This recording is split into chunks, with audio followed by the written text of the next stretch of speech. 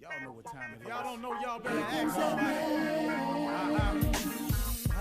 Hat on, suit on, looking like the Dapper Dawn, giving them microphone, dressed like $1 million, diamond things in its cuffs. Y'all tell me who could it be but Steve Harvey? Yeah, listening to me. Put your hands together for Steve Harvey. Put your hands together. Steve Harvey. Steve Harvey, why don't you join me? Steve Harvey, get on y'all. Better give me some eggs while I listen to Steve Harvey. Yeah, join in with me. Come with me, help me say. Turn your radio on. You gotta turn it on. Yeah, turn it on. Steve Harvey in the morning, y'all. Know y'all can get it on. Turn it up. Steve Harvey in the morning, y'all. Yeah. Turn your radio on. You gotta turn your radio on. Turn your radio on. You gotta turn it on.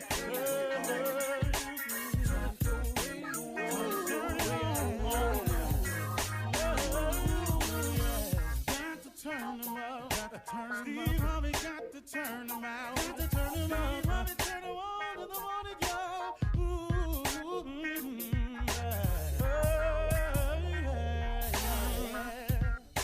Come on, Steve. Come on. Do your thing, Big Daddy. I said, I sure will. Good morning, everybody. You are listening to The Voice. Come on, dig me now. One and only Steve Harvey got a radio show. I feel it's necessary to explain what I say in the morning because somebody asked me, what do you mean by that when you say that in the morning? When I say, it's in response to David Hollister opening the song by saying, go ahead, Big Daddy, go ahead. I said, I sure will. Then I say, good morning, everybody, because I was raised that way. You're supposed to speak when you come in the room.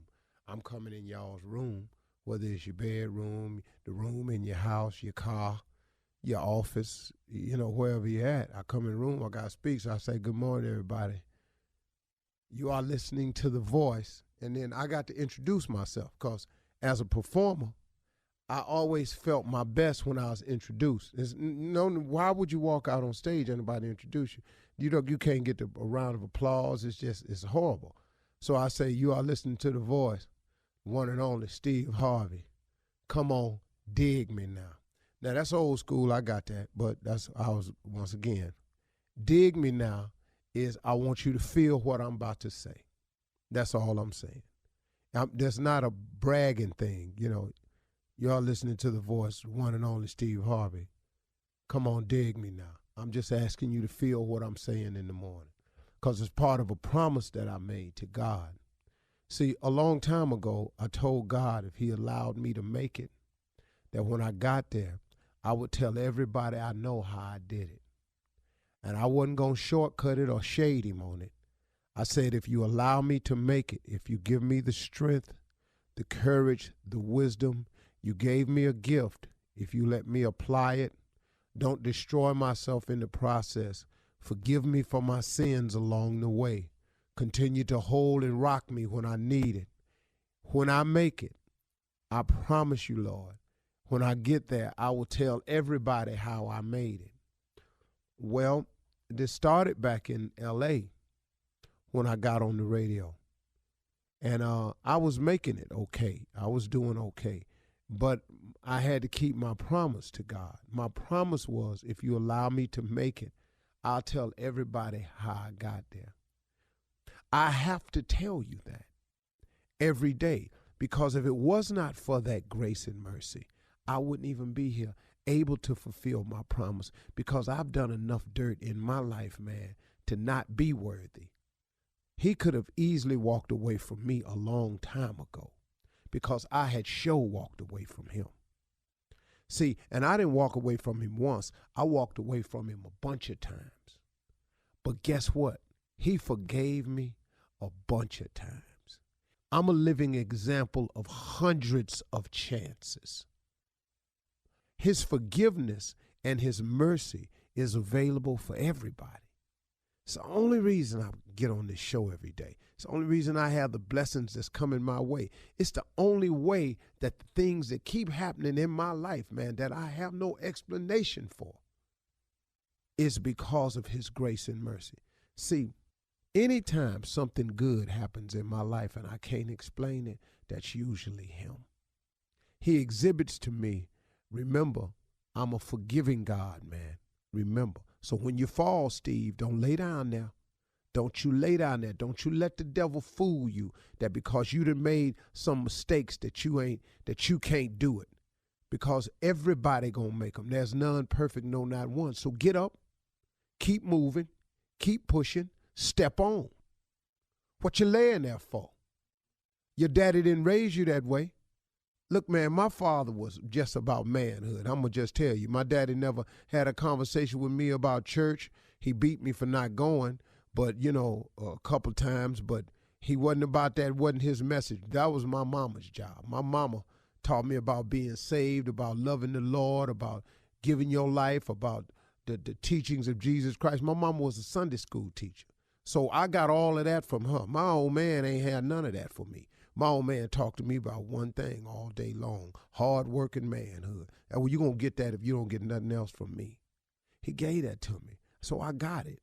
See, so my father, you say, excuse my language, but you ain't going to sit there like no little punk up in here. That ain't what you finna do. You finna get up and go do what you supposed to do. Now stop all that whining like some little punk and go and get to moving. That's how my father talked to me. Now I'm just telling you real. It worked for me, though. And before you start emailing me, that had nothing to do with homosexuality at all. It's just that was his term for a man not acting like a man. That's all it was. It was not a gay reference at all. I want you to understand that before you start emailing me. So my daddy wasn't calling. That was not a sexual reference for him. My father talked to us. That's what he meant. I knew exactly what he meant. He couldn't have meant nothing else. He ain't even know nothing about that. My old man clueless when it come to that right there. So when I was getting down and feeling bad about myself, my old man, he taught me this toughness, man. He gave me this grit, this doggedness, this go to work and work hard. That's why today when God does bless me with something, he ain't got to worry about me not working hard, because that's in me.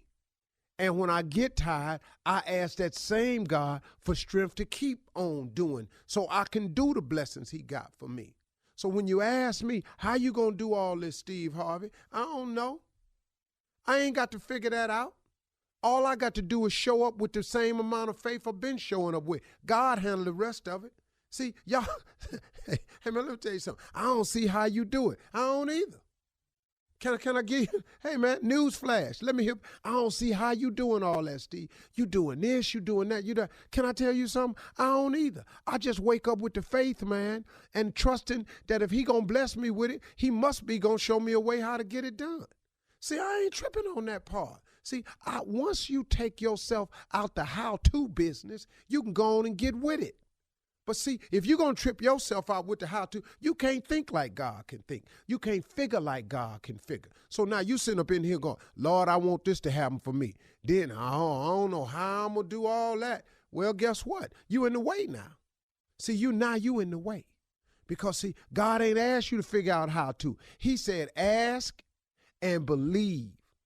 Then he said, faith without works is dead. That's my solution. That's the concoction that I'm functioning on. All I got to do is accept the blessing, keep the faith, be willing to work and believe. God can do anything but fail. Why would God bring me this far to leave me? Why would he bring you this far to leave you?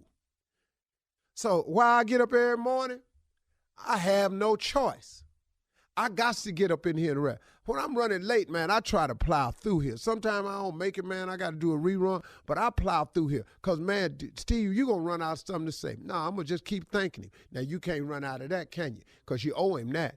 Matter of fact, when I get through talking, I really ain't thanked him enough. You're listening to the Steve Harvey Morning Show. Ladies, gentlemen, may I have your undivided attention, please?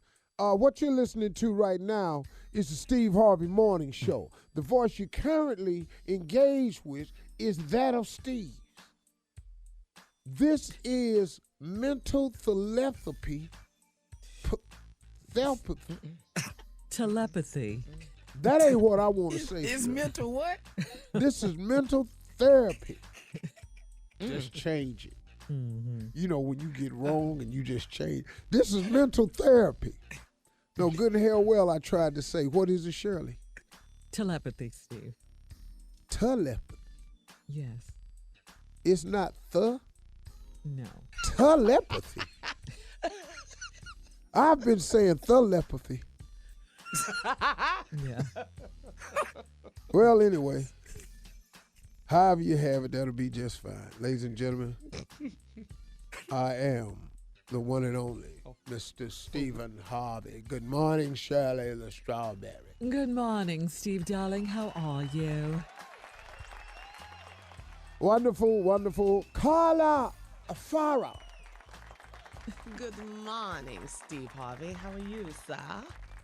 Absolutely adorable. Ladies and gentlemen, the 18th wonder of the world, that there boy, Junior. Morning, morning, everybody. Morning, Junior. What's going on? What's up, juniors? Hey, Shirley. Well, Tommy's on the way. He's running a little bit late, but that's okay because I was yesterday. And so for the first time, I won't eat him alive. Did he dog me when I was late yesterday? Yeah, of course he did. Oh, yes, cool. Ain't no problem there. Shop people can't get nowhere on time because he didn't have the block that sits on top of his gas and brake. So he lost one of the blocks, so he could only go fast. He couldn't stop the car. So he had to wait until somebody bought another block where he could work the gas and the brakes with his short ass. Thank you. No, once you told me he dogged me, then you let's satisfied? Go. Oh, yeah. That's how I feel. He called it payback, though, Steve, to be clear, because when he's late, you're always on him. So he didn't want to give you a pass yesterday because you're always on him. Oh, well, ain't no problem. So y'all going back and forth. Oh, back and forth. Yeah. Yeah. Oh, but please know this, though. It'll be a lot more forth coming from me than back. Because his ass stay late and missing. Yeah. Shirley's mother said it best. Tommy can't come to work on Monday after he been working on Sunday. And I didn't know what she meant at first. But then when we started paying attention, she was right as usual. Right. But see, because Tommy wants to be me, as soon as I do something, he try to do the same thing. He think that'll help him become a bigger star. He wants to emulate. I know he does, Shirley. That's what he doing. So I was late yesterday, so he late today. Yeah. He don't know that just put him further behind. All right, well, listen. That's where I am. Coming up at 32 minutes after the hour, Steve, President Trump says the impeachment effort has been unfair to both him and his family. We're going to talk about that right after this. You're listening to the Steve Harvey Morning Show. In trending political news, President Trump says the impeachment effort has been unfair to both him and his family. Take a listen to this. But it was a very unfair, and mostly it was unfair to my family. I mean, my family suffered because of all of this, and many other families suffered also. It was it's a very serious thing. It should never happen to another president. And it probably won't. I agree. It may have been unfair to his family. I do agree. It ain't been unfair to you. Well, don't break the law. You won't have to worry about it. Yeah. I agree it's tough on the family and many other families. What other family? Who are you talking about? Congress? Who's he talking My about? family fine. Yeah. Who's he talking about? Through this whole impeachment process, has your family suffered any? I know. No. Anybody called your kids at school? Nah, your president getting impeached. They ain't said none of that. No, not at all. Yeah. Not at all. No. I understand where Trump coming from. You know, he wants some sympathy. You know, it's not going to go past the Senate. So let me ask y'all a question. Have they agreed to take witnesses or what? No witnesses. No. So that's been so don't call it decided. a trial. No witnesses. A trial with no witness. Right. Or documents. And they're saying by Wednesday he'll be vindicated, and he gives his State of the Union address, what, tonight? Is it tonight? Yes. And after that, they'll probably, vote him. This for is him a to stay in complete office. joke. The whole thing is a farce. The whole impeachment process was doomed from the beginning because the Republicans control the Senate. And they have decided he's going to be our president no matter what, and we won't have no documents or witnesses to let you tell us how bad he is. We just don't believe it, and there's no need. That, ladies and gentlemen, is a farce. Yeah. Yes, it is. Yeah. But That is, you Steve. know No what, president Steve? is above the law. Yes, Shirley. None. It's getting scary though, because people are really starting, because of this whole process, they're starting to fall back and not believe in the political process and all of that again. I've heard people say they're not going to vote for what? What is it going to do? They're just, we're getting back into that again. You know what I mean? And that's scary. We got to You know get what? out there and vote. It's a part of the trick by that political regime. They know if they create doubt that people will avoid the system. Yes. And the more people that don't vote, the greater their chances of winning. Because let me explain something to you. Republicans are going to vote. Oh, yes. And they don't have to be prodded and begged. And I finally got what you meant about you're tired of begging people. You're tired. I just am. I just am. I'm tired of begging people to vote. I mean, at one point in time, man, our existence and our future and our circumstance and the predicaments that we find ourselves in have to matter to us to where we want to do something about it. And whether you think your vote counts or not, believe me, it does. Yes. If it didn't, they would not work so hard to suppress it. Yep. Voter suppression is real. Yes, They that's real. know That's true. that if we get out there and vote, that we going to have power. So what they've done now is they're making you think that voting and the political system is so corrupt there's no need to participate. Yeah. And Don't poor believe the hype. people and the oppressed people will take that agenda on so quickly because we have so many other things to concern ourselves with. I mean, we got to concern ourselves with basic human rights and basic living expense and costs. Yes. And so we are easily to go, well, skip that, I ain't voting, it don't help no way. Right. But And That's it. We're I'm starting falling to into hear the more trap. of that. Please don't fall into that trap. I'm telling y'all, man, this system is corrupt, but it's corrupt if we allow it to be. You can combat it with your vote. Your vote is important, man. Don't means let so them much. take your desire and will and right to vote away by creating chaos and doubt. And because let me tell you something, them boys that you saw gathering at that gun rally in Charlotte and all of that in Virginia, Charlotte. in Virginia, all of that, they gonna vote. And we All don't have the to beg militia them. people, they gonna vote. All those people in the right, the belief in the Second Amendment, they gonna vote. All of those rich people that are benefiting from tax breaks, they're going to vote. Yep. They're going to vote. And here's the deal. The majority of them that are going to vote for them are poor people. They really are. Mississippi's poor.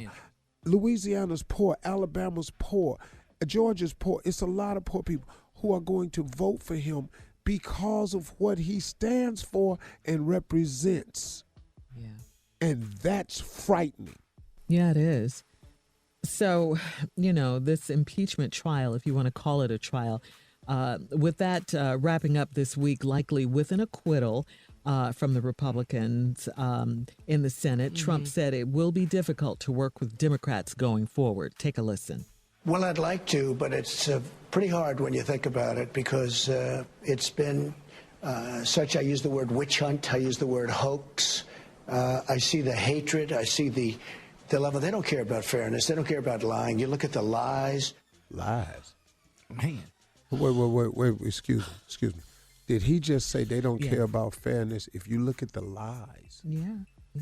you know that's a pretty bold statement coming from him, especially with the number of lies he's told. But once again, folks, Close to 20,000. This is unheard of.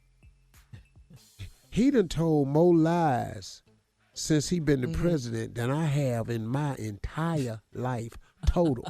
And I done lied. Some lying. Woo, Lord. Woo, Lord, I done lied. I done looked dead in a teacher's face. It started at school. Boy. Well, coming up, we're waiting on the nephew. He's on his way, but in his place, Junior will be here with Run That Prank Back right after this. You're listening to the Steve Harvey Morning Show. Coming up at the top of the hour, Miss Ann is standing by with today's national news. And in trending entertainment news, PETA is mad at J-Lo about that feathered Puerto Rican flag she displayed on stage during the Super Bowl. They mad at feathers now? Plus, and this is sad news, conservative talk show host Rush Limbaugh announced yesterday on the air that he has lung cancer. Oh, no. Yeah. But right now, it is time for the nephew. He is here. You made it, Neff. Wait. But you know what, Tommy? I heard when I was late yesterday, I heard that you did this thing called payback. Huh? Yeah, well, you didn't say payback, but you said he's always getting on you. I paid you back for when I'm late, you be doing me. So well, ain't no you was problem. late, so I did you. Well, you owe me again. Go ahead. Tag you in. Not tag you in. Your turn. You Up got me next. already. Got you, baby. Welcome to the show. What you got for your prank? I got some booty taxes for you, baby. Booty taxes. Okay, we gonna tax that booty. Come on, cat dog. Hello, I'm trying to reach Kendrick. This is he. Hey, Kendrick, how you doing, man? My name is Anthony, man. Anthony Collins. They call me AC. How you doing? I'm good, bro. How you doing? I'm good. Hey, listen, this right here, man, this I don't even know how to put this, though, but, hey, listen, I'm calling you, man, because I got some issues. I'm getting ready to file my taxes, and I'm going through all my expenses, all my receipts, and all this kind of stuff. You know, I can't just let this go, man. I didn't spend like $20,000 on your wife last year, and I'm trying to figure out. Oh, bro, wait a minute. You asking me? You done spent $20,000 on the chick I'm married to? Is that what you telling me? No, all I'm trying to do, man, is I'm trying to do a write-off. That's what I'm trying to do. I'm trying to claim. No. The write-off. Basically, what you telling me is you my wife. I ain't say all that. What the you saying, bro? All I'm saying is I'm trying to figure out, is it all right if I claim Melanie on my expenses? Man, I'm over $20,000 on money I spent on Melanie last year. So first, let me understand something right quick. Okay. You asking me for permission to claim my wife. When the did you ask for permission to my wife? Help me with that, bro. Okay. Let's do this here. Gerard, I ain't say I did that. You saying that? I'm saying I just want to claim the taxes because I spent $20,000 on it. That's all I'm saying. Okay, let's do this, bro. Let's put Melly on the phone. Let's put Mel on the phone. Ain't no, we ain't got to bring Mel in this. What I'm saying is, she already in it. She in it. What the you mean we ain't got to bring her in it? She in it. Man, you must be outside your mind. All I'm saying is, do you have a problem with me claiming Melanie? You right I do, bro. I got a problem having this whole conversation. First of all, how the did you get my information? How you get my number, bro? I asked around for your number. I ain't want to call you. It took me a week to call you. You know what I'm saying? I'm just trying to, dude. I done spent $20,000, dog. You understand what I'm saying? When did you spend $20,000? That's the I want to know. I ain't spent $20,000 on this and I'm married to her ass. So what the are you doing that you spent $20,000 on my wife, and then you want to claim that? Help me understand that, bro. Hey, man, I ain't trying to go into all my receipts on everything I did for Melanie. I'm not trying to do that. All I'm trying to do is just I want to know if you. I don't want us both claiming it because that's how you get in trouble. Bro, you already in trouble. Trouble is the last thing you ought to be worried about. And you calling my phone, telling me about some that you got going on with my old lady, and then you telling me, can I have your permission? You must. Okay, so, dog, we got to get some kind of resolution to this. A good resolution is a good ass whooping. What the you mean a resolution? That's the only resolution we gonna get, bro. Ain't no other resolution. Ain't no other resolution. We ain't got else to talk about. We ain't got a thing to talk about. That's the resolution I got, partner. I tell you what, bro. I'm texting Mel right now. I've been texting her since we've been on this phone. Okay, and what did you texting her for? What the you mean? What am I texting her for? She's the subject matter, so that's why I'm texting her. But you better pray to God. This is some bull. I hope to God y'all got y'all people up with me like this, partner. This ain't gonna go good, bro. At all. At all. Okay, so I guess I can't claim her at this point.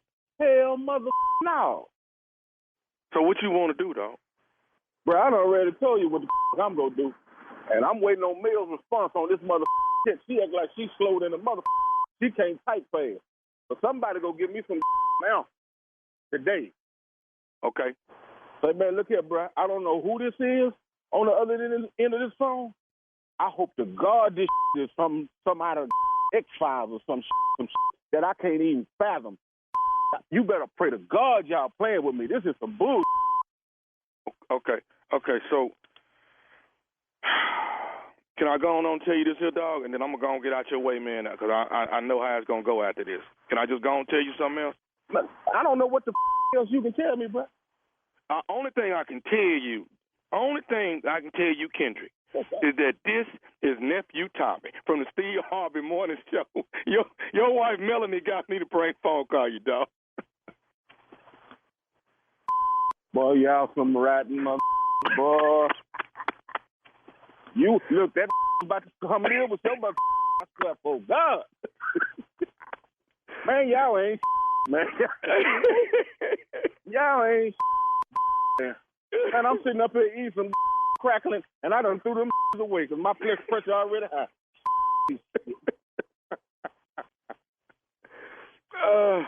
You all right, man? I got to make sure you're all right before we get off the phone. You good? Man, I got to go get me a drink. God. Yeah, I'm all right, Doc. Boy, y'all ain't All right, tell me this, man. It's 2020, baby. Tell me this. What's the baddest, and I mean the baddest radio show in the land? Man, the damn Steve Harvey Morning Show with that rotten ass nephew Tommy.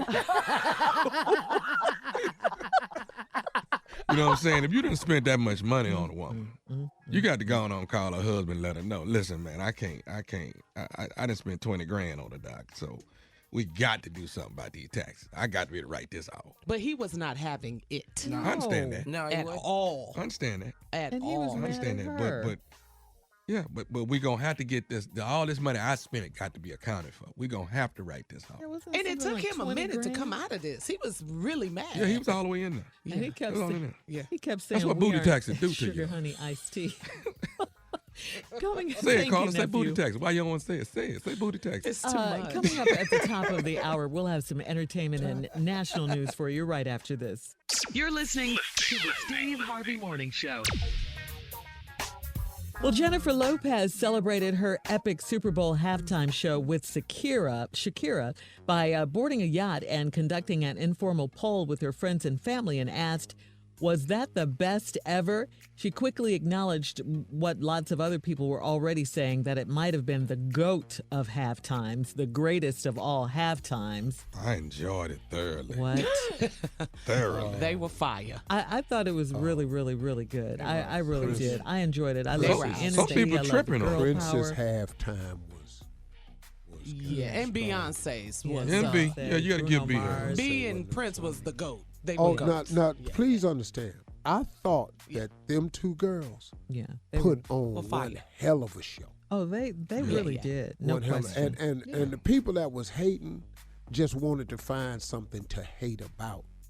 Hello. But I don't know they were what. good. And I'm just talking about the choreography, the lighting. That's what I said. Showmanship. The outfits. Yes. You know, Stage presence. I'm Yes. talking about the pole, though. You talking about all that. I'm talking about the pole. Whew. She was on the pole. Yes. Yeah. Outstanding. Well, she learned The from core that it takes to do that. Yes. Yeah, man. But if you ever been, Let me hear it. Go ahead. Go ahead. Uh-uh. No. You're going to finish this here. Did you No, you're going to censor finish yourself, this here. Mr. Boy, that Harvey? bone almost flew out. Come on. Did you hear that You're bone? going to finish this here. Let me hear it, baby. I don't know. Come on, shit. He censored himself. I know it's bad if you caught yourself. Uh-huh. Let me hear it, big Oh, dog. he just stopped at that. That's all we got. And then he said, Tell me, Lord. They started singing. Come on, Shirley. What you got, girl? it's like this lady at church says, woo, thank God for Jesus. Thank you, Lord. Anyway. They did a good job. J-Lo did a good For job. your son. We got to move on, Steve. Not everyone loved Jennifer Lopez's Super Bowl halftime show. The folks at PETA are upset. They're squawking about birds being killed to make the Puerto Rican flag cape she wore during the set. The flag J-Lo unfurled near the end of her performance was custom made by Versace. According to stylist Marielle Hain, it featured 40,000 red, blue, and white feathers and individually sewn in. They were all individually sewn in. That's the part that PETA was so angry about. The PETA birds posted a was statement. already gone. Yeah. See, He right, I'm though. from the country. Let me let J-Lo off the hook. Them was chicken feathers. Goodness. Okay? What does that mean, Steve? They was chicken feathers. Uh-huh. Listen to Here me. we You go need to with call chicken Popeyes. You can call Chick-fil-A. You can call KFC about this. These was chicken feathers. Dyed chicken feathers. Leave J-Lo alone. Why don't PETA find something else to do? Everybody in PETA, not all of them are vegan. That's true. What do you mean? Everybody in PETA ain't vegan. So They wear shoes, don't they? Mm-hmm. Oh, Shoes is leather. from a cow. Yeah. A lot of dead cows. Yeah. Yeah. Okay. Okay. Yeah. We got deep in here, didn't we? Real deep. I got something on from PETA every day, damn near. Time to get caught up on today's headlines, Steve, please. Ladies and gentlemen, Miss Ann Tripp. Thank you very much, and good morning, everybody. More and more countries are closing their borders to travelers from China, with the latest, the Philippines, where a Chinese man has died of the coronavirus. Authorities say the 44-year-old man arrived in Manila via Hong Kong and that he was accompanied by a woman. She's currently also thought to have it. She's being hospitalized and she is in isolation. The Philippines has issued a temporary ban on all travelers from mainland China now, Hong Kong, and Macau. Meanwhile, in China, the virus continues to spread with well over 14,000 confirmed cases, up from just 2,000 reported cases last week. For the first time ever, there are no results out for yesterday's Iowa caucuses. Apparently, the app that was supposed to streamline stuff didn't work, at least on one side of it. They say it not due to hacking or anything, it just didn't work right. They say they'll release some results later on today. They're going to have to do them by hand. With the election season kicking off this week with the caucuses, Democrats are now turning to other states. The New Hampshire primary takes place next Tuesday. Meanwhile, Tom Steyer, by the way, has picked up a key endorsement in South Carolina. The billionaire businessman's won the support of the state's Democratic Black Women's Caucus. Now, that endorsement carries a lot of weight in South Carolina because in South Carolina, 2/3 of the Democratic voters are African American. And according to a new poll, the Post and Courier of Charleston, as shows Tom Steyer now coming in third place at 18% behind Joe Biden and Bernie Sanders. South Carolina's primary is February 29th. United Nations reports that hunger is running rampant in Africa's central Sahel due to all the conflict in that region, all the fighting. The UN says that more than 3 million people in Niger, Mali, Burkina Faso are starving and in need of immediate aid. The world body's report says that nearly 1 million people have been displaced due to the fighting, which has devastated agricultural and rural economies. The impeachment trials begun wrapping up. Closing arguments began yesterday, and the final vote is to take place tomorrow, with a no surprise at all decision by the GOP-dominated Senate to acquit the president of the articles of impeachment filed against him. Today, House managers or prosecutors finish up by basically restating their arguments that Donald Trump tried to cheat his way into re-election and that it rises to impeachable offenses while setting a dangerous trend. Republicans say what he did, if he did it, was not that difficult and not all that serious. In fact, Trump made a pronouncement that he thought his re-election was preordained. We're going to defeat the radical Washington Democrats, and we are going to take back the House. We're going to hold the Senate, and of course, we're going to keep the White House. And I really do believe we have God on our side. I believe that. I believe that. That's what he says. Now back to the Steve Harvey Morning Show. You're listening to the Steve Harvey Morning Show. In trending sports news, Patrick Mahomes becomes the third black quarterback to win the Super Bowl and the youngest, too, right? Yes, congratulations to him. The reigning MVP, Patrick Mahomes, and his team, the Kansas City Chiefs, are the world champions. Mahomes is the third black quarterback to win the Super Bowl. The first was, of course, Doug Williams with the Washington Redskins. Remember that? Back in 1988 at Super Bowl 22. Russell Wilson, also with the Seattle Seahawks, won the Super Bowl 48 back in 2014. And now Patrick Mahomes, Super Bowl 54 in 2020. Steve, this right here is big, sir. Yeah, it's big. And Lamar Jackson will win it next year. Oh, is that your prediction? Yes, my prediction. Baltimore will My be husband in said the same thing. next year. Baltimore. And then Baker Mayfield in 4 more years, according to Stephen A. Baker Mayfield in 4. And Stephen A. need to be quiet. Stephen A., just because he's the highest paid, most prolific, profound, and engaging sports commentator in the world today, Yes, he is. does not mean he know every damn thing. You got salty about that Cleveland Browns stuff. Hello? You don't know us, Stephen. Be in it for your team, get in it, whoever that is. Yeah, but anyway, that's great. Patrick Mahomes this year, and then Russell Wilson, and of course the great Doug Williams as well. That's good. Doug, baby. Mm-hmm. I saw that Doug, man. That right there, Churches was talking about that. Oh, when Doug won? Oh, doggy, that was huge, man. Seriously, dog, I cried. Yeah. Mm-hmm. You said 88, Shirley? Yeah, with the Redskins I was in back such in bad 1988. shape in '88. What'd you say? I was in such bad shape in '88. God, dog. I didn't think I didn't see the future in '88. I don't know why I didn't see it. I was asking God, why? What have you done to me? I had been in comedy 3 years and it was going all wrong. In a world of hurt. Had made several ignorant decisions back to back to back. I had a triple play of back to back to back dumb decisions, all thought of my damn self. I owe no blame to no one else. It was I, Lord. Yes, it was me. Let me deliver myself from my ignorant ways. How? Come on out of there. All right, Steve. Well, you calm down. I'll let the people know that you have more in store for us. It is New York Fashion Week. You're going to talk about some fashion trends that we need to get rid of right after this. You're listening to the Steve Harvey Morning Show. All right, Steve, it is New York Fashion Week, and you know you're all about the fashion blue cheese. You are in New York City. And what are you doing? You know, a little pimping came out. I'm sorry. Oh. That was by accident.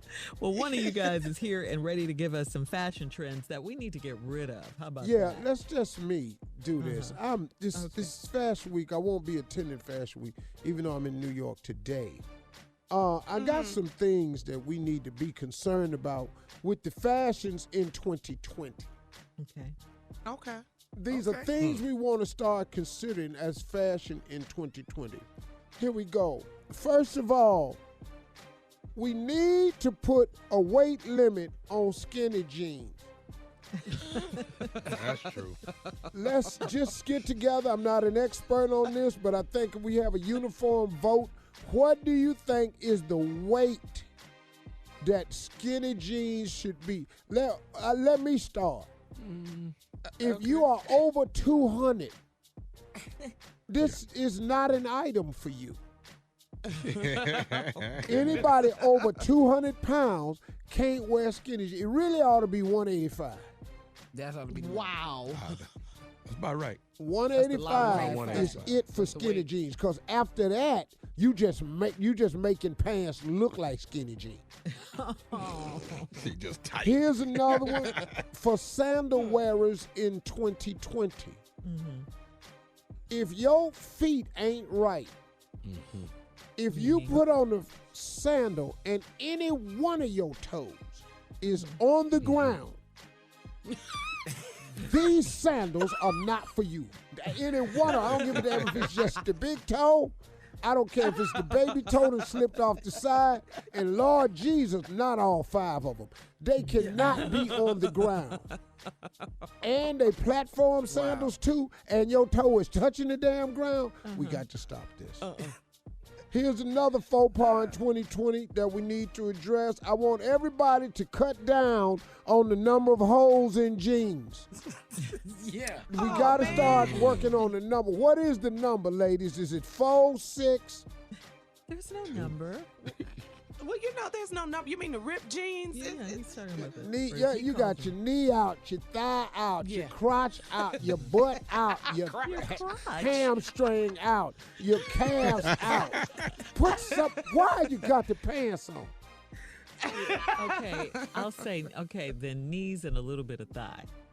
How Yeah, about that? little butt maybe. Maybe some butt cheek. Yeah, a little bit. Just a little bit. Me and Tom. A little bit. Just a little bit. Okay, this is just to my white friends. You know the shoes, the Crocs? Yeah. They do not go with a suit. I just want to say this to my white friends. Y'all have got to stop wearing these Crocs with a suit. Y'all need to stop this. Here's a big one. I'm talking to a certain elite group of people. You know who you are. Okay. If you pay $30,000 for a handbag, What? you better not put a damn dog in it. Whoa. You need money That's in that there, rich credit category. cards, jewelry. You better not put a damn dog in a $30,000 handbag. Put his ass in a Whole Food bag. Not the Birkin. Here's what I need to address with ladies. If you are talking to somebody face to face, your eyelashes should not touch the other person when you blink. I agree. That's long. Your That's way lashes too is long. too damn long. Them As a is lash your wearer, I eyelashes, agree. not mine. I didn't know what that was on my lip the other day.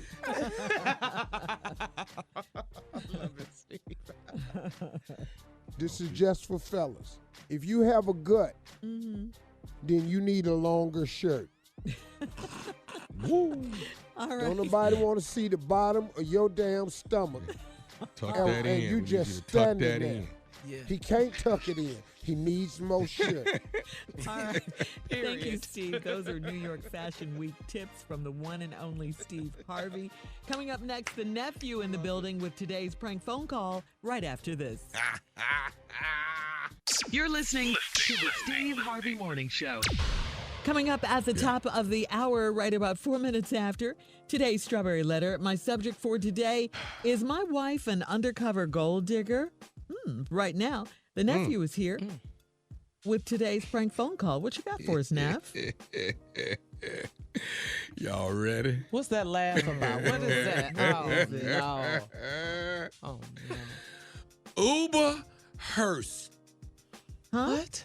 Uber hearse. A hearse? Like a hearse? Yeah. Uber hearse. You gonna be in a hearse in a minute. Yeah. Uber hearse, Right. baby. Let's go. Hello? Hello, I'm trying to reach Sean, please. Yeah, that's me. What's up? Hey, Sean, how you doing? My name is Brian. I got you on schedule. You ordered an Uber for tomorrow morning. I think yes, you're. Sir. Yes. Okay. Are you scheduled to go to the airport? Correct. Absolutely. Yeah. Okay. All right. And I want to make sure you wanted an SUV. Yeah, I wanted an SUV. Okay, and that's 9211 West. What is that? Holman. 9211 That's West correct. Holman Drive. That's correct. Okay. All right. So I'll be outside tomorrow morning. We're talking about 7 a.m. pickup, correct? That's it. I got you. You got it. Everything's on point. Okay. All right. So listen, I wanted to let you know this, man. You ordered an SUV. I'll be there tomorrow. I'll be there probably a little bit before 7 a.m. You know, when you guys order Uber way in advance, you know, we try to get there almost like a car service and make sure we get you where you got to go. And I know the traffic's going to be a little crazy. So, you know, I'll be there on time. I'll be downstairs waiting on you, all right? I'd appreciate it. Can't miss Okay. the flight. Now listen, I'm a SUV, but it's a kind of a little different. So that's why kind of the reason for the call. I wanted to kind of give you a heads up that I am an SUV. So I just want you to look for the black hearse that'll be outside. A hearse? Yeah, I'll be in a black hearse tomorrow morning at 7 a.m. Okay. Okay. I thought it's an SUV or a hearse. No, it's a hearse. It's a hearse. Actually, what's happening is I have another drop off at the airport as well. You know, it won't affect you at all, but there'll be a body in the back. But that has to. We're trying to get that to the airport too. But you know, like I said, and as a matter of fact, it's actually a body. Wait a minute, hold on. You with me, man? No. I ain't trying to ride on no body. Well, there'll be a body, but actually, this is costing you less. You know what I'm saying?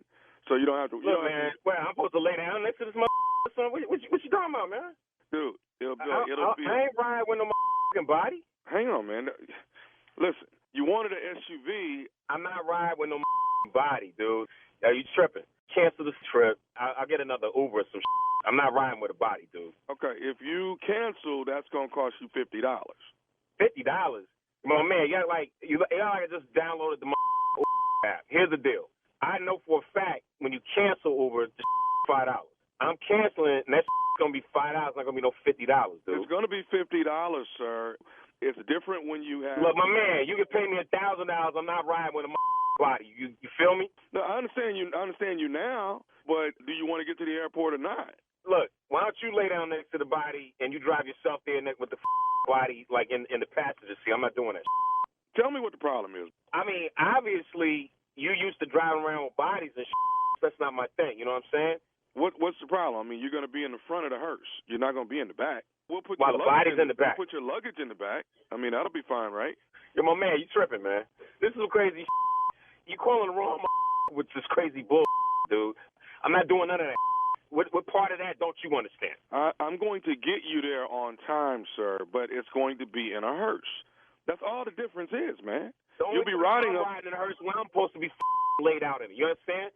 Right now, you got me up. What kind of phone call is this? Well, I mean, what's the problem? Obviously, you're used to rolling with dead bodies and hearses and all that Since when did Uber start rolling with hearses to pick up regular live to get them from place to place?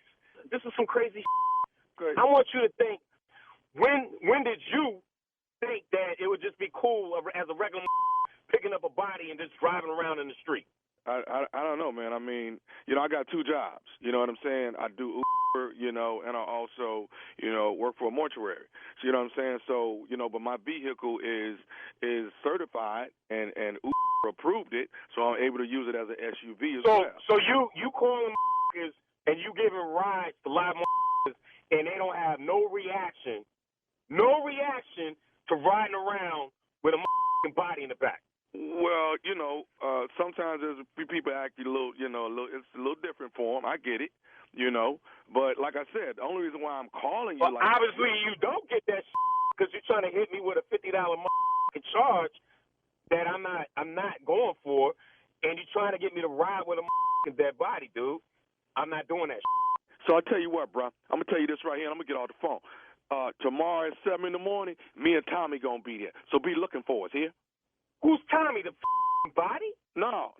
Me and Tommy gonna be there tomorrow morning at 7 a.m. You understand? Just be ready for that. Then you and Tommy gonna have a problem. Okay. All right. Tell that to Tommy though, because see, Tommy don't take this too kindly. So tell it to him in the morning. Who's Tommy? Is he on now? Okay. You don't know who Tommy is?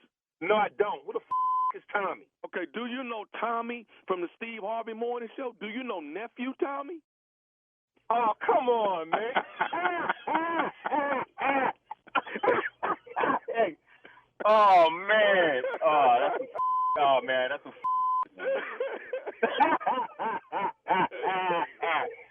Hey, man. You're not coming in a hearse? No, man. You got a boy named Chase that you work with. Chase gave me your number, told me to give you a call. Oh, man. Yo, I'm going to put that in a hearse, man.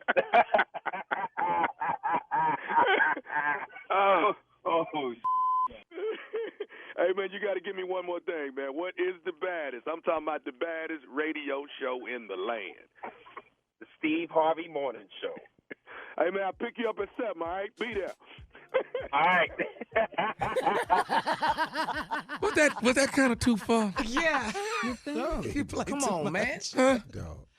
Uber I'm just trying to get him to the airport, Uncle Steve. That's all I'm trying to get the man to the Black people airport. don't be around hearse if they don't have to be.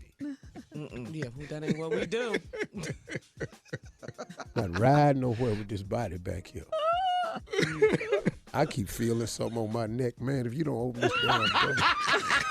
You know we scary. Man, You know we scary. Do not play with the dead. What is that that just slid back there? Man, I'm hearing stuff move. That'd be like that time my boy's father died, lived up the street from me, and they ain't had no money, so they had the funeral at the house. And they bought the casket, but the casket was too wide for the door. And so they had to turn it sideways, and you could hear his daddy shift. No, He Steve. flipped it up. And when they got the casket in the living room and set the stand up and opened it up, he was flipped over in the casket. They had to turn him over, boy. Boy, let me tell you something. Well, you standing up in there, boy. Got your money worth. Yeah, you ain't gonna be in Mississippi. I'm doing down there. Well, if you got a hearse and you're in Montgomery, Alabama, come holler at your boy. I'll be there March 14th. Said, roll any way you can get to me. March 14th, Saturday night, baby. Montgomery Performing Arts Center. Roll on up in your hearse. I might roll with you. Only if I can sit in the front. As long as I can sit in the front. All right, nephew, thank you. Very much appreciated, I think. Listen, coming up next, it's my Strawberry Letter. Subject is my wife, an undercover gold digger. We'll get into it right after this. You're listening to the Steve Harvey Morning Show. Time now for today's Strawberry Letter, guys. And if you need advice on relationships, dating, work, sex, parenting, and more, please submit your Strawberry Letter to steveharveyfm.com and click Submit Strawberry Letter. We could be reading your letter live on the air, just like we're going to read this one right here, right now. Buckle up. Hold on tight. We got it for you. Here it is. Strawberry Letter. All right, thank you, nephew. Subject is my wife, an undercover gold digger. Dear Steve and Shirley, my wife and I have been married for over 15 years, and we've come close to getting a divorce a few times in the past few years over our finances. My wife has had issues with managing money, so I don't trust her when it comes to keeping up with our money. We have always had separate accounts. I have a personal savings account, and I've been able to save a great deal of money for our retirement. My wife does not have access to this account. We have one shared account that I put money into each month for household expenses. I am able to track it, but I've never had a problem with her using the money for personal needs. We both work, but I am the main breadwinner and I pay all of the bills in the house. That's the house note, both car notes, and all of the utilities. She pays her cell phone and American Express bills. In the past 2 years, she has constantly nagged me to see bank statements and a breakdown of our finances. It makes me uneasy, and she gets upset when I tell her it's not necessary for me to share that with her. She told me I'm too secretive, and she loves to threaten me with divorce. I'm not being secretive, it's a trust thing. And why does she need to know all of a sudden? I am planning to retire with her, and I want to keep her in the same lifestyle she's used to. But I don't know if we're going to make it. She has been sleeping in the guest room and she refuses to have sex with me. I'm a father, great provider, and God-fearing man. But this situation has me angry as heck. My wife won't sleep with me unless I show her my bank statements. It seems like after 15 years of marriage, my wife has turned into a gold digger. Please help me figure this out. Am I doing something wrong? What's up with her? Well, you know what? I don't think you're doing anything wrong necessarily, because you got to save money. You want to have money for your retirement. Your wife is reckless with her money and with the money, so she is not a good person to entrust your life savings and your retirement funds with. And if she doesn't understand that, that's on her, not you. I think that it's good that you guys have separate accounts. I think it's good that you guys share an account and I think it's great that you put money in it and pay all of the bills. All those are pluses. What your wife is up to is anybody's guess. If she wants to see bank statements, because I don't know, does she think or suspect that you're hiding money from her or something? But I think, in this instance, I think it's okay for you to sit her down and tell her this is what's going on. You guys have been married for 15 years. That should garner some kind of trust in a relationship. I mean, money is still if not that's still the number one, it's definitely in the top two of why relationships and marriages break up, because of finances, because people are reckless when it comes to money. She has her own job. What does she need to see it for if you're saving and everything? But if you guys are in a good marriage, I think there does need to be some trust. Why don't you want to show it to her? That is my question. I don't think it's necessarily because you're being secretive or trying to hide something. You just don't want her nagging you to get that money. You got to know that, a lot of times wives do go overspend. That's why if you open up the trunk right now, you'll probably find some shoe boxes of brand new shoes that she hasn't snuck in the house yet.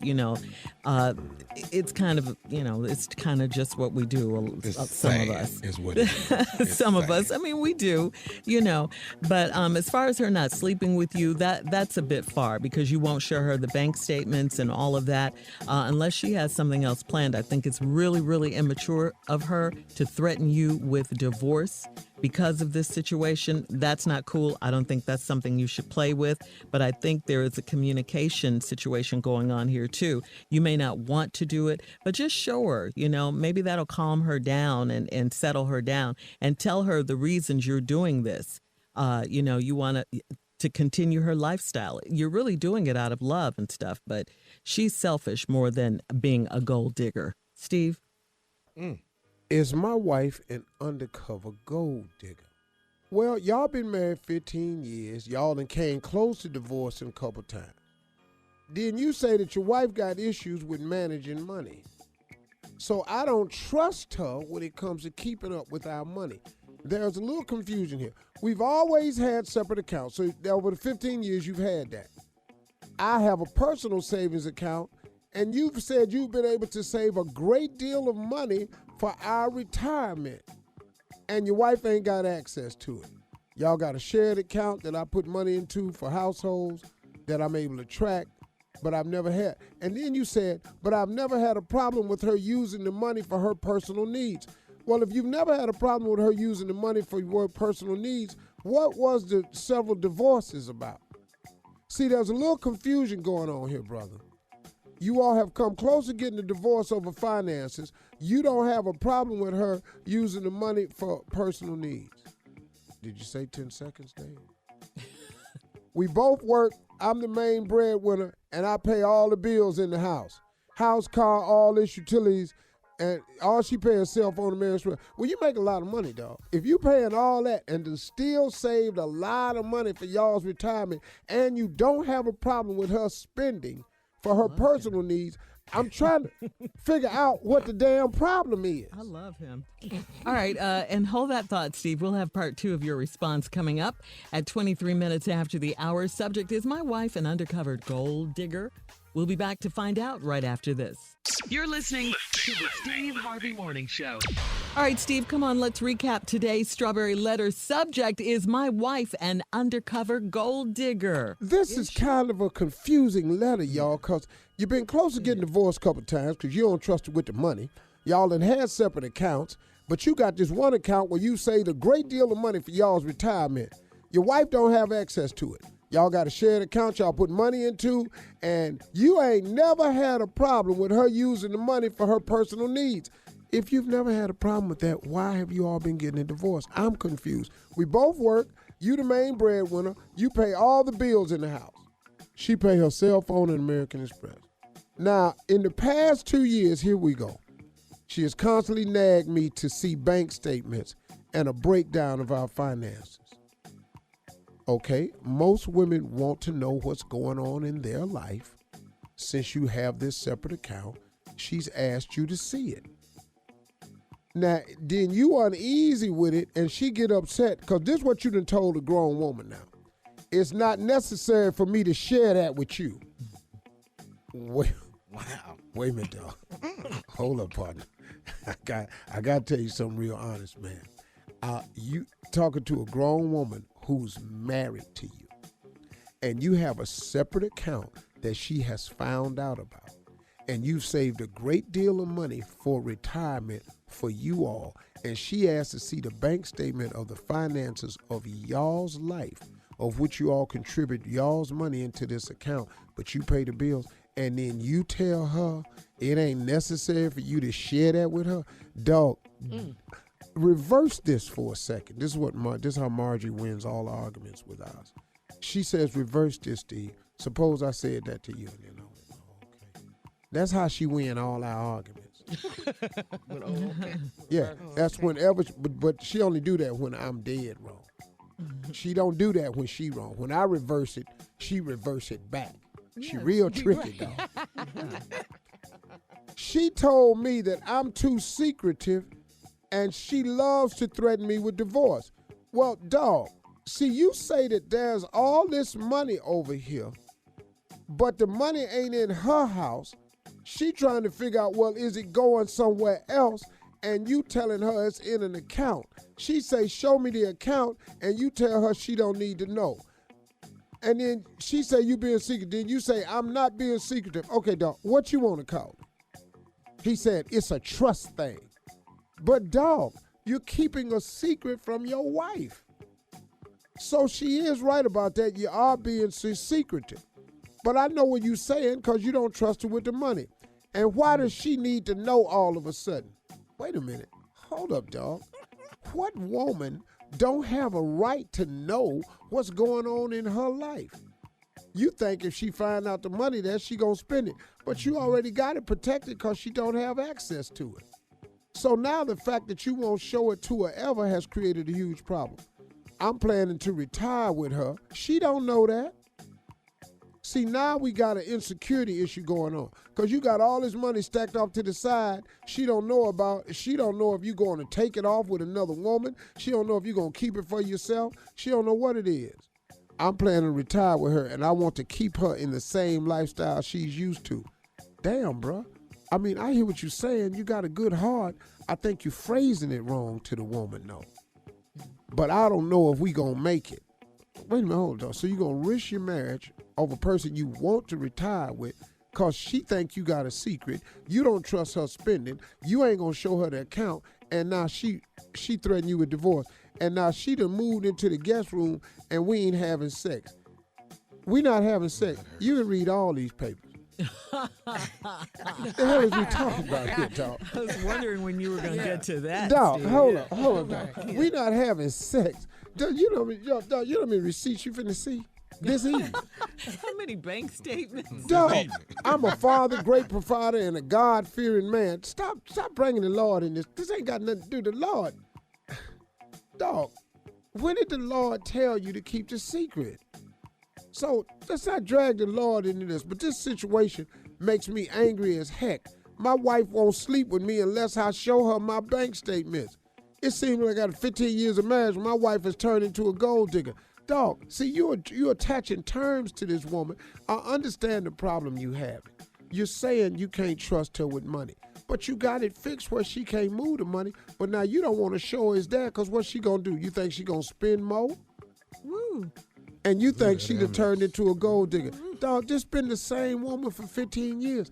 That's why y'all done had several divorces. But her threatening you with divorce is because you won't show her the paperwork, which makes her think as a woman something else is happening. Please help me figure this out. Am I doing something wrong? Yes. What's up with her? The question is, what's up with y'all? You don't trust her, and she don't trust you. What y'all married for? And this ain't gonna work, partner. And this really ain't got a damn thing to do with money. 15 years, you don't trust her. You can't count on her, and she thinks she don't trust you, and she can't count on you. Unless y'all get real transparent real quick, y'all ain't gonna make it, homie. Yeah. All right, Steve, thank you. Post your comments But on you today's finna see Strawberry all Letter this paperwork this evening. at Steve Harvey FM on Instagram and I'm gonna need Facebook. you over here this evening in this bed. Also, check out the Strawberry Letter podcast Soon on as we get demand. through reading this Coming up at bank 46 after the hour, sir. I'm gonna be looking for a deposit. Terry Crews has apologized to Gabrielle Union. We'll talk about that right after this. You're listening to the Steve Harvey Morning Show. Well, Terry Crews has finally issued an apology to Gabrielle Union after he completely dismissed her allegations against America's Got Talent last week. Terry and Gabrielle had differing views on their America's Got Talent experience. She found it to be racist and sexist, all the while calling it the most diverse. He called it the most diverse place he's ever worked. After facing major backlash, Terry Crews let the Twitterverse know that the only woman he needed to please was his wife, Rebecca. Apparently, Terry has had a change of heart and apologized to Gabrielle in a series of tweets, which you can see or hear anyway. Basically, he told her that he was sorry for invalidating her experience. He also said that those disrespectful comments directed toward him and his family caused him to, quote, react angrily instead of responding thoughtfully. He finished up with, "You are a role model to the entire Black community, and in my desire to be professionally neutral as your coworker, I should have at the very least understood that you just needed my support." Terry kept tweeting, and DWade posted, "Somebody take Terry's phone." We've had enough.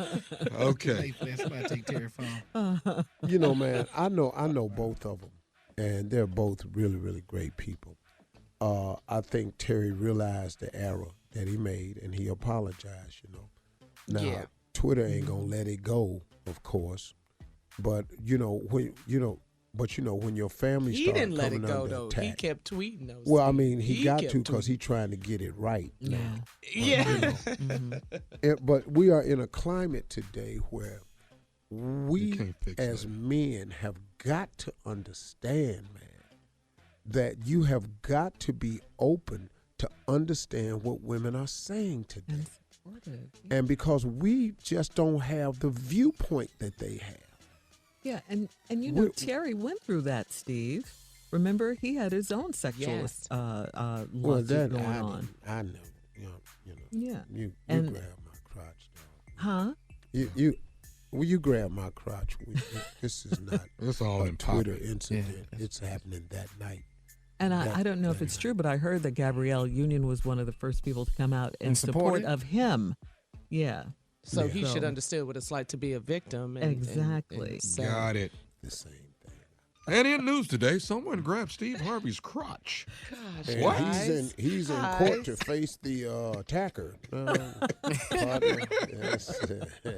I can't see that. All right, coming up at the top of the hour, the President's State of the Union address is tonight. Who will be watching? We hear he's going to use the word winning a lot. We'll talk about it right after this. You're listening to the Steve Harvey Morning Show. So President Trump is going to deliver an optimistic, inspirational, forward-looking State of the Union address on the eve of the Senate's final impeachment vote. That's according to presidential advisor Kellyanne Conway, who said that success is the best revenge. In an interview with Fox News from Kellyanne Conway, previewed the president's State of the Union address by touting the administration's efforts over the last year and teasing that many of his statements will end with the word winning. Conway went on to say that winning finishes many sentences and the president will show up and barrel through as he always does. He will take his message to the people. How do you think he finna have? So that they can... When he had a good speech. when y'all seen the next day on the news they talking about that was a great speech? When y'all seen that? Never. I ain't never heard it. How's tonight finna be any different? But here's the deal, though. Very The monotone Republicans term. are gonna stand up and be clapping. Oh yeah. Like and he's so not politically correct. He just gonna face them the whole night. He ain't even gonna look over at the Democrats. Yeah. Yeah. He already said it's going to be hard to work with them moving forward. And they ass is mad because they ain't got no witnesses, no questions. Not a trial. It's gonna be a fight in here tonight. Man, this thing, this system we have in America, man, It's terrible. It's not good, man. It's just You're not absolutely good. right. No. And for us as the people who live here, we're just looking at this going, really? Yeah. Because, Get it together. hey man, because let me tell you something. You let you go to trial and be accused of anything, and they got some witnesses for you. Watch what happens. Man. You finna hear from all of them. Yeah. My mama house. you gonna hear from- I just somebody didn't see me break the lamp.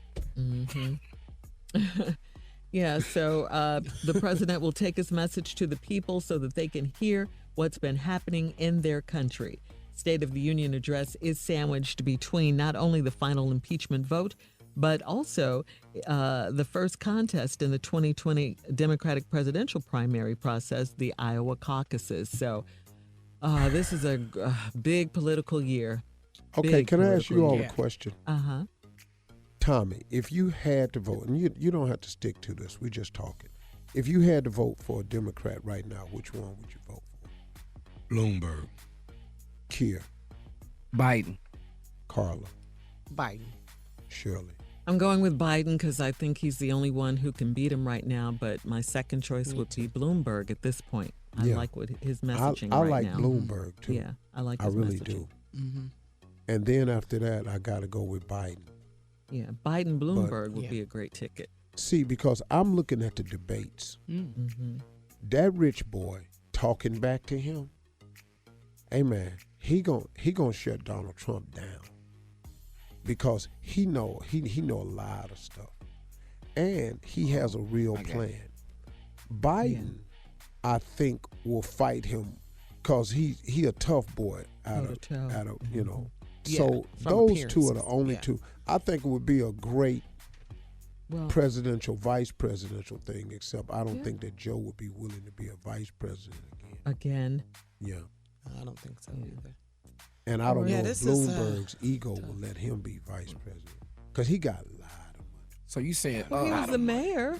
A lot of money. Ignorant. President Trump can't talk to him no any kind of way? I'm telling you, man, you don't know. It's a pecking order, and the rich boys know. Don't flex, partner, because Bloomberg got real money. Trump doesn't have real money. Bloomberg got bankruptcy. real money. What does that mean? Trump doesn't have don't- real money.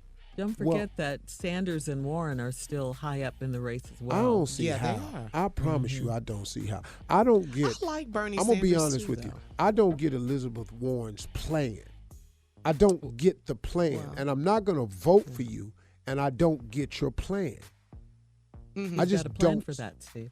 I'm All sorry. right. Coming up, more of today's trending stories on the Steve Harvey Morning Show, and a story out of Detroit. You gotta hear this, Steve. We'll be back at 20 minutes after the hour, right after this. You're listening to the Steve Harvey Morning Show. All right, Steve, pay close attention to this story, please. A Detroit man is recovering after a woman he was kissing bit off his tongue. Yeah, this is according to the Macomb County Prosecutor's Office. Her name is Eulette Wedgeworth. She's 52. She and the man were engaged in a consensual kiss. This happened back on January 28th when she bit off his tongue. Police and prosecutors say that's what happened. She had asked him not to put his tongue in her mouth. Okay, but he did it anyway. And she bit it off. Where is the tip of the tongue at? The police found it. It was on the ground. It was in the bedroom in the apartment. Yeah, police responded to the incident and found the man bleeding from his mouth and missing about an inch. See it? Do y'all inch of see his it? tongue. Yeah, they thought. Do y'all see where is it, y'all? Do y'all see it? You stupid. Look out the blanket and did you see it? Pull them feelings out the blanket. Did you see it? Pull up what? Did you see it? Move the pillows out the way. See if you see it. He said, pull the blanket out of the way. We got to find the tip of my tongue. All right, listen, we'll have more of this He sound ignorant like show that. coming up. And some That's trending all news you at need. 33 minutes after the hour, right after this. Take us out, Tommy. We'll be back when we find my tongue. You're listening to the Steve Harvey Morning Show. Well, Jennifer Lopez celebrated her epic Super Bowl halftime show with Shakira, by boarding a yacht and conducting an informal poll with her friends and family and asked, was that the best ever? She quickly acknowledged what lots of other people were already saying, that it might have been the GOAT of halftimes, the greatest of all halftimes. I enjoyed it thoroughly. What? Thoroughly. They were fire. I thought it was really, really, really good. I really did. I enjoyed it. I They love were the awesome. energy. Some people I love tripping the on girl Princess power. halftime was Yeah, and Beyonce's was. MB. Yeah, you got to give B her. Mars. B and Prince was the GOAT. They Oh, were goats. now, Yeah. please understand. I thought that them two girls Yeah. put on were fire. one hell of a show. Oh, they really did. No One hell of- question. and the people that was hating just wanted to find something to hate about. Hello. But I don't know they were what. good. And I'm just talking about the choreography, the lighting, That's what I said. showmanship. Energy. The outfits. Yes. You know, Stage presence. I'm Yes. talking about the pole, though. You talking about all that. I'm talking about the pole. Whew. She was on the pole. Yes. Yeah, man. But if you ever been, Let me hear it. Go ahead. Uh-uh. No. You're going to finish this here. Did you No, you're censor going to finish yourself, this here. Mr. Boy, that Harvey? bone almost flew out. Come on. Did you hear that You're bone? going to finish this here. Let me hear it, baby. I don't know. Come on, shit. He censored himself. I know it's bad if you caught yourself. Let me hear it, big dog. He just stopped at that. That's all we got. And then he said, They started singing. Come on, Shirley. What you got, girl? it's like this lady at church says, woo, thank God for Jesus. Thank you, Lord. Anyway. They did a good job. J-Lo did a good For job. your son. We got to move on, Steve. Not everyone loved Jennifer Lopez's Super Bowl halftime show. The folks at PETA are upset. They're squawking about birds being killed to make the Puerto Rican flag cape she wore during the set. The flag J-Lo unfurled near the end of her performance was custom made by Versace. According to stylist Marielle Hain, it featured 40,000 red, blue, and white feathers and individually sewn in. They were all individually sewn in. That's the part that PETA was so angry about. The PETA posted a birds statement. was already gone. Yeah. See, He right, I'm though. from the country. Let me let J-Lo off the hook. Them was chicken feathers. Listen to me. we You go need to with call chicken Popeyes. You can call Chick-fil-A. You can call KFC about this. These was chicken feathers. Why don't PETA find something else to do? All right, coming up, our last break of the day. And we'll look to Steve Harvey for some closing remarks, all right? That's coming up at 49 minutes after, right after this. You're listening to the Steve Harvey Morning Show. All right, this Tuesday, it's been a good day. Yeah. Yes. Mhm. Yeah. Mhm, definitely. People still recovering from Super Bowl, watching the game, dragging a little bit yesterday. Yeah, I started my program, What program? yesterday. Today, actually. I had my last band meal yesterday. No more chicken wings for you, huh? I don't consider chicken wings a bad meal at all. At all. It's chicken. Whatsoever. What about when you dip them in the blue cheese I don't and like the ranch? that. I've never liked that. Oh, okay. You don't like blue cheese? Or ranch? Not on my ranch. chicken. Not on Blue your buffalo cheese. wings? No, don't like that. Blue cheese. Don't do that. Oh, I like ranch. You ever had a salad with blue cheese crumbles on it, but too many blue cheese Yes. crumbles? Yes. Yeah, it could be overpowering. Yeah, it Hey could be a man, little let me tell you tangy. something. That damn blue cheese, that's Little some tangy. gangsta ass cheese right there. That's bro. That cheese right there got gangster in it. Yes.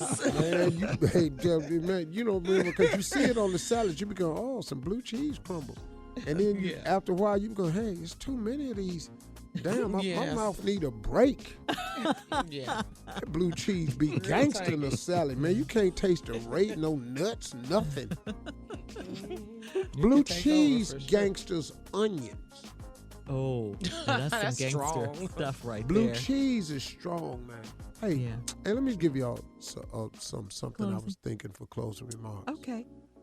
You know, man, in 2020, I want you to open up your mind to all of the possibilities of what your life can really be, man. I want everybody to start thinking in glowing terms. Everybody should start thinking in positive terms. Everybody should be putting your mind in perpetual forward motion. Start thinking and expecting the things you want to attract to your life, man. It is an amazing thing, the power of the mind. Your mind is so incredibly powerful, man, that you have the sheer ability to will things into existence for your life. You have the ability to attract a life of abundance. You have the ability with your mind to become suddenly a positive person. Overnight, you can enact this overnight. It's not a gradual process. You can start becoming a positive person immediately. You can start attracting positivity to your life immediately. The moment you change your mind, I was always taught that your feelings are a barometer of what you've been thinking the previous 15 minutes. For example, if you find yourself all of a sudden you don't feel so hot today, and I don't mean physically, you just mentally, you just start feeling blah. All you have to do is track what you've been thinking the last 15, 20 minutes, and it will immediately explain the sudden blah in your attitude or your sudden blah in your mental state. Your feelings are a barometer of your thoughts. So if you change what you think, you then change the way you feel. I am telling you, man, how many times I've had to learn over the years when I'm not feeling myself, I get in a little quiet space in my mind and I just start thanking God, man. I just start thanking God for the things I do have. I don't worry about what I don't have. I start throwing some praises up for what I do have, for my health, my family, my wife, my job, my ability to learn, my ability to earn, my ability to have thoughts, my ability to walk, see, talk, breathe, reason, rhyme, all of that. And when I start thanking him for those things, I immediately become lighter. See, you can't be grateful and sad at the same time. I dare you to try it. I dare you today to make a serious attempt at being grateful for 5 straight minutes of just gratitude. 3 minutes of gratitude, and then when you stop, see how mad you are or see how depressed you are. It's impossible, man. It is impossible. The two cannot reside at the same time. Joy and depression cannot reside in the same space. It is impossible. There's only room for one. You are either joyous or you're mad. You're either grateful or you sad. It's one of the two. You can't be both. But if you make a concerted effort in 2020, if you get committed that you are going to have a glowing attitude, that you are going to be a person of positivity, that you are going to be a person that's a light when you walk in the room, if you make that commitment in 2020, you immediately began the process. Immediately. It doesn't take a week. It takes the immediate control of your mind. Your mind is incredibly powerful. Incredibly powerful. We were created in God's image. Somebody told us to me, he said, why do you think in the beginning God said, let there be light? He said, because he wanted you to understand that the power of the tongue is all powerful. God is very powerful. He could have just waved his hand and just lit the whole earth up. But he said first, let there be light. It's all in what you say. If you say you're good, you're good. If you say you're broke, you're broke. If you say one day you'll be wealthy one day. Get control of that, y'all. 2020 is here. Let's make it the best year of our lives. Those are my closing remarks today. Mm-hmm. All right now. Deal. All right, yes, sir. That's right. Let's go, y'all. 2020. Hey, man. Hey, y'all have a great weekend, okay? See you. Planning on it. Black History Month, be as black as you can be. For all Steve Harvey contests, no purchase necessary, void where prohibited. Participants must be legal U.S. residents at least 18 years old unless otherwise stated. For complete contest rules, visit SteveHarveyFM.com. You're listening to the Steve Harvey Morning Show.